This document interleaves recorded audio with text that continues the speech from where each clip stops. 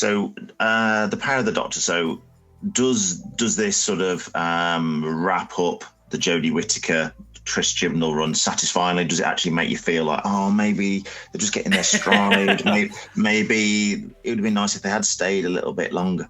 No, I think they throw a lot of shit at the wall to see what sticks. Really? There's a lot of fan service in it. I think the story, the plot line doesn't really make sense to me. I think it's a bit of a mess. I don't like the way remember Pertwee Master?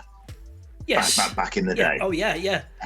Ever since then, it's played... Delgado, Peter Delgado? Yeah, Roger Delgado, I think it was. Yeah, and then I didn't mind the guy after him, to be honest. He was all right. I mean, he's a little bit more... I mean, he seemed a little bit panto compared to Delgado because he's a little bit more obviously bad guy, cackling and smiling at the camera. Yeah. But ever since then, I mean, I really don't like the... was it John Sim version? I really don't like this guy's version where he's just completely overacting like some sort of really hamming it up, isn't he? Budget Joker sort of thing, where it's that thing like Jared Leto in the Joker. They think being evil is just making cringy jokes and sort of dancing around and moving around like you're on a panto on a stage, and it's just there's no menace there. It's just annoying. This story, I mean, you always get a little bit of a feels when you see the old actors, both old companions and doctors.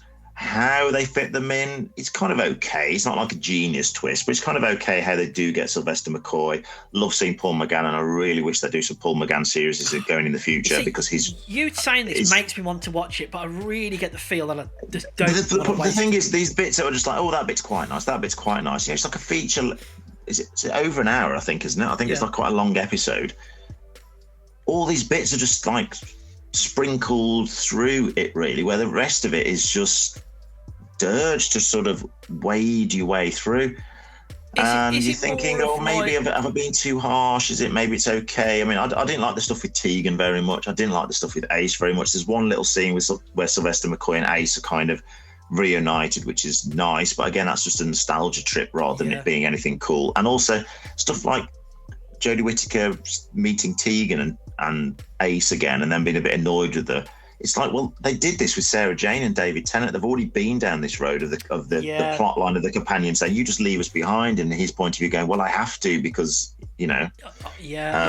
Do they realise the love interest between Yaz and Yaz or Jazz? It's like that wasn't a thing. It's really odd. And it's almost a little bit of a disservice. Like if they're planning to go down that road, okay, just commit. I mean, I didn't buy it because I never felt there was chemistry between them anyway, especially compared to things like, you know, with Rose and Christopher Tennant and stuff like that. So when it's like, oh, you're one of the most amazing people I've ever met, you think, really? But it's just dumped. And even what's his face, comedian guy, he's kind of like dumped in it as well. He's barely in it. Yeah, John Bishop's barely used in it, really. Are there any more terrible Sonic Screwdriver moments and things like that? It's just, in fact, having little flashes of Peter Davison and Sylvester McCoy are obviously so comfortable in this role now anyway. I mean, because you think, they've not done Doctor Who for years, but, you know, when you remember all the Big Finish audio adventures they've done, they've been playing Doctor Who now for decades. They've never stopped playing Doctor Who because of all the wonderful Big Finish work that they do. So when they're on screen, it comes alive, and I believe them as this hundreds of year old time traveller who has got these edges of darkness to him, but has also got this excitable Boy Scout and wanted to run, always been running, and he's, you know, madman in a box. And I don't feel that with Jodie Whittaker. I never really buy her. It always feels like she's just acting the part. I don't feel she really inhabits it. And then the ending, like the regeneration, is kind of okay. There's nothing particularly emotional or clever or unusual about it. It's just kind of just there. And then obviously you've got the big ending where she turns into David Tennant. And which we'd talked about in previous episodes before anyway, because I told you so. I suspected this was going to happen. I'm not the only fanboy who said that. Obviously, a lot of people thought they might go that way. So she doesn't turn into Tutti Gat, where she turns into David Tennant, who will have for a few specials before he turns into Tutti.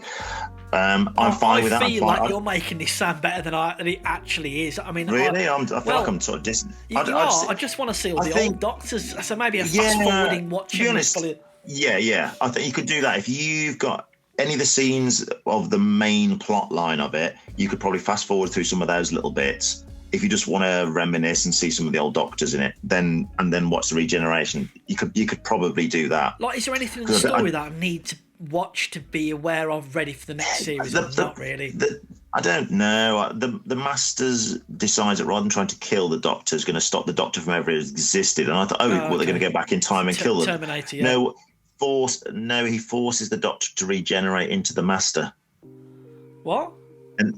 And then, so you've got Jodie Whittaker's clothes on the Master, and he's like, I'm going to do bad things now and post it on YouTube, which is just really cringy. Oh, dear, I don't think he says YouTube. I don't think he says YouTube. I think he's filming him doing so. And he's like, I'm going to do really bad things. That's going to ruin her reputation and name forever. It's like, but why did you need to force a regeneration? You could have just dressed up as the Doctor and done that. So there is more to this. There's some little thing, a little girl that's not really a little girl. She's some floating space jellyfishy thing on some planet that does not really explained and there's never resolved. It's just a bit of a mess, to be honest.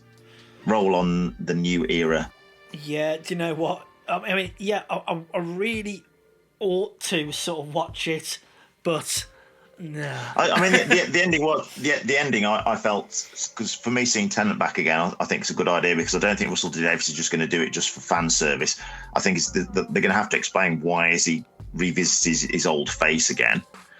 Obviously, fans like us, we know there's a precedent for that because they hinted it with the Tom Baker line in the 50th anniversary special. So that idea of revisiting faces again, so it's not quite so jarring if you know the Doctor Who details, I suppose. Yeah, I felt sort of psyched looking forward to David Tennant. His costume's different, so I just think it's not just. Well, I watched the regeneration on YouTube, and that was about enough for me. Yeah, it's not just the 10th Doctor, is he? So is he? I don't know. He's going to play with a slightly different personality. Just chose the same body, or he's chose the same personality again. Maybe. And I'm psyched. I'm looking forward to the David Tennant stuff. I'm looking forward to seeing him turn into Jodie, because I think Russell T Davies has got some big plans, and I think it's going to be. I think it's going to be a good time to be a Doctor Who fan now, I think, in the next few years. Right, well, yeah, I'm all in. I'm all in on the next one. But, yeah, it's not been good. I'll blame Chris Chibnall more than Jodie Whittaker, because as an actor, you can only work with the script. I don't particularly like her take on it as it is, but I'm not a sort of, butthurt fanboy. I think it's worth giving her a chance. I didn't like Capaldi much when he started, but I kind of warmed to him eventually. So with better writing, I think I'd have been more than happy with Jodie Whittaker, but it just wasn't good. Laser shoes, Rob. That's all I got to say. The episode with that was like, I'm done. Right. Should we wrap it there? Yeah. Right.